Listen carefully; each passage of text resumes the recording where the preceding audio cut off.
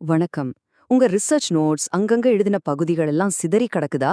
அதையெல்லாம் ஒன்னா சேர்த்து ஒரு சூப்பரான கம்ப்ளீட் ரிப்போர்ட்டா மாத்துறது எப்படின்னு யோசிக்கிறீங்களா? இது ஒரு பெரிய சவால் மாதிரி தெரியலாம். ஆனா பழைய காலத்துல பெரிய பெரிய புலவர்கள் எல்லாம் பல பாடல்களை ஒன்னா தொகுத்து பெரிய காப்பியங்களை உருவாக்குனாங்கல்ல. கிட்டத்தட்ட அதே மாதிரி ஒரு வேலை தான் இதுவும். சரி, வாங்க இத பத்தி இன்னும் விரிவா பார்க்கலாம். சிதறி கிடக்கும் தரவுகளையும் பகுதிகளையும் ஒருங்கிணைத்து ஒரு முழுமையான ஆவணமா வடிவமைக்கும் கலை. வாவ்! இந்த ஒரு வரியிலேயே எல்லா விஷயமும் அடங்கியிருக்கு. இது வெறும் ஒரு வேலை இல்லைங்க, இது ஒரு கலை. நீங்க பல இடத்திலிருந்து சேகரிச்ச தகவல்கள், நீங்க எழுதின சாப்டர்ஸ், உங்க கண்டுபிடிப்புகள், இது எல்லாத்தையும் ஒரே நூல் மாதிரி கோத்து ஒரு முழுமையான படைப்பா மாத்துறதா நம்மளோட இலக்கு. இத இன்னும் சிம்பிளா புரிஞ்சுக்கணும்னா இப்படி யோசிச்சு பாருங்க. ஒரு பக்கம் நம்ம சங்க இலக்கியத்துல 8 தொகை 10 பாட்டெல்லாம் இருக்கு. அதுல பாத்தீங்கன்னா வேற வேற காலத்துல வேற வேற புலவர்கள் பாடின பாட்டெல்லாம் ஒரே நோக்கத்துக்காக ஒன்னா தொகுத்திருக்காங்க. இப்போ இன்னொரு பக்கம் நம்மளோட நவீன ஆய்வு அறிக்கை. இதுவும் கிட்டத்தட்ட அதே மாதிரி ஒரு தொகுப்பு பணிதாங்க. ரெண்டுக்குமே அடிப்படை ஒண்ணுதான். அங்கங்க சிதறி கிடக்கிற அறிவை ரொம்ப கவனமா ஒன்னா சேர்த்து ஒரு முழு வடிவத்தை கொடுக்கறது. சரி, நாம இந்த பகுப்பாய்வுல என்னென்னலாம் பார்க்க போறோம்னு ஒரு சின்ன ஓவர்வியூ பாத்தரலாம். முதல்ல இந்த தொகுப்பு கலைனா என்னன்னு புரிஞ்சுக்கலாம். அப்புறம் ஒரு ரிப்போர்ட்டோட சரியான கட்டமைப்பு எப்படி இருக்கணும்னு பாப்போம். அதுக்கடுத்து ஏஐ, அதாவது செயற்கை நுண்ணறிவு, எப்படி நமக்கு ஒரு சூப்பர் அசிஸ்டண்டா இருக்க போகுதுன்னு தெரிஞ்சுக்கலாம். கடைசியா நம்ம ரிப்போர்ட்டை எப்படி செட் பண்ணிட்டு ஃபைனல் டச் கொடுக்கறதுன்னு ஸ்டெப் பை ஸ்டெப்பா பார்க்க போறோம். எந்த ஒரு கலைக்கும் ஒரு வடிவம் ரொம்ப முக்கியம் இல்லையா? அதே மாதிரிதான் இந்த தொகுப்பு கலைக்கும். இதுக்கு அஸ்திவாரமே அதோட கட்டமைப்பு தான்.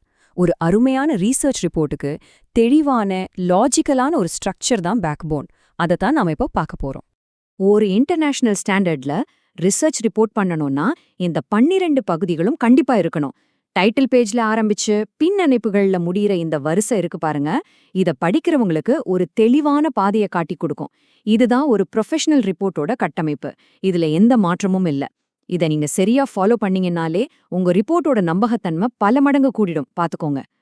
சரி, இப்ப கொஞ்சம் மாடர்ன் டெக்னாலஜி பக்கம் வருவோம். செயற்கை நுண்ணறிவு, அதாவது ஏஐ. இங்க நாம ஏஐய நமக்காக எழுதுற ஒரு மெஷினா பார்க்க போறது இல்ல. அதுக்கு பதிலா நம்ம வேலைய இன்னும் சூப்பரா பெர்ஃபெக்ட்டா மாத்துறதுக்கு ஒரு தவிர்க்க முடியாத உதவியாளரா எப்படி பயன்படுத்தலாம்னு பார்க்க போறோம். ஆமாங்க, ஏஐயோட உண்மையான ரோல் இதுதான். ஒரு தொகுப்பு உதவியாளர், அதாவது ஒரு சிந்தசிஸ் அசிஸ்டன்ட்.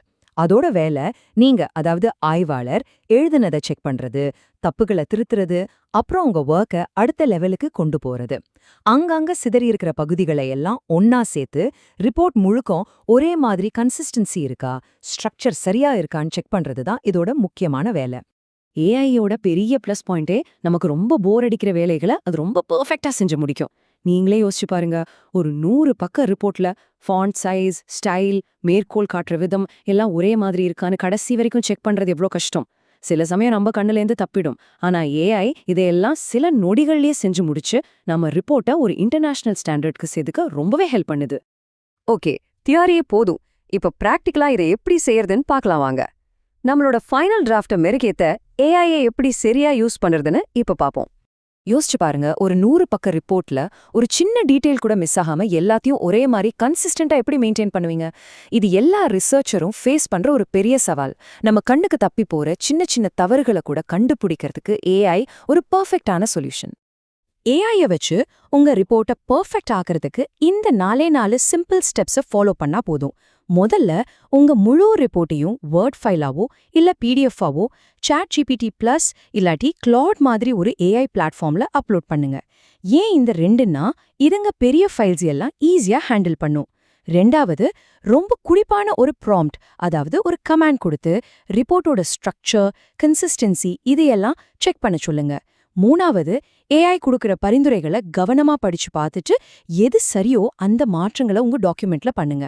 கடைசியா நீங்களே ஒரு தடவை ஃபைனலா முழுசா படிச்சு பார்த்துட்டு ரிப்போர்ட்டை பிடிஎஃப் ஃபார்மேட்ல எக்ஸ்போர்ட் பண்ணிடுங்க. பாத்தீங்களா, இந்த சிம்பிள் ஸ்டெப்ஸ் மூலமா ஏஐய உங்க பவர்ஃபுல் அசிஸ்டண்டா மாத்திடலாம். நம்ம ஏஐ கிட்ட எவ்வளவு தெளிவா கேள்வி கேட்கிறோமோ அந்த அளவுக்கு நமக்கு கிடைக்கிற பதிலும் ரொம்ப யூஸ்ஃபுல்லா இருக்கும்.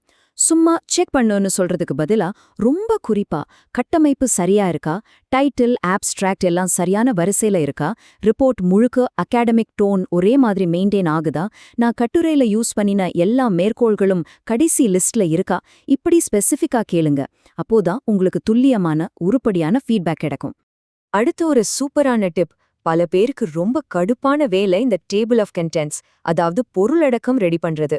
ஆனா ஒரு பெர்ஃபெக்ட்டான பொருளடக்கத்தை ஏஐ வச்சு சில நொடிகள்லே ரெடி பண்ண முடியும். இதுக்கு நீங்க செய்ய வேண்டியது ரொம்ப ரொம்ப சிம்பிள். ஒரு ஆய்வாளரா நீங்க உங்க ரிப்போர்ட்டோட எல்லா தலைப்புகளையும் துணை தலைப்புகளையும் ஒரு லிஸ்டா எடுத்து ஏஐ கிட்ட கொடுத்தா போதும். அதுவே அது ஒரு முறையான ஃபார்மேட்ல சரியான வரிசையில ஒரு முழு பொருளடக்கமா மாத்தி கொடுத்துடும். அவ்வளோதாங்க விஷயம். சரி, இது வரைக்கும் நாம பார்த்த எல்லா விஷயத்தையும் இப்ப ஒன்னா தொகுத்து பார்க்கலாம். வெறும் டேட்டாவா இருக்கிற ஒன்ன எப்படி ஒரு மாஸ்டர் பீஸா மாத்துறதுங்கிற மொத்த ஐடியாவும் அப்போதான் நமக்கு முழுசா புரியும். நீங்க கண்டிப்பா ஞாபகம் வச்சுக்க வேண்டிய விஷயங்கள் இதுதான். 1. உங்க ரிசர்ச்சோட எல்லா பகுதியும் லாஜிக்கலா கோத்து ஒரு முழுமையான டாக்குமெண்டா மாத்துங்க. 2. ரிப்போர்ட் முழுக்க ஸ்டைல், ஃபார்மேட் எல்லாத்துலயும் ஒரே மாதிரி கன்சிஸ்டன்சியை மெயின்டைன் பண்ணுங்க, கொஞ்சம் கூட விட்டு கொடுக்காதுங்க. 3. நம்ம கண்ணுல படாத சின்ன சின்ன தப்ப கூட கண்டுபிடிக்க ஏஐயோட உதவியை எடுத்துக்கோங்க. கடைசியா, இந்த அறிவை தொகுக்கிறதுங்கிறது ஒரு கலை. அதோட முக்கியத்துவத்தை உணர்ந்து செயல்படுங்க. இதுதான் ஒரு நல்ல ரிப்போர்ட்டுக்கும் ஒரு மிகச்சிறந்த ரிப்போர்ட்டுக்கும் உள்ள வித்தியாசம்.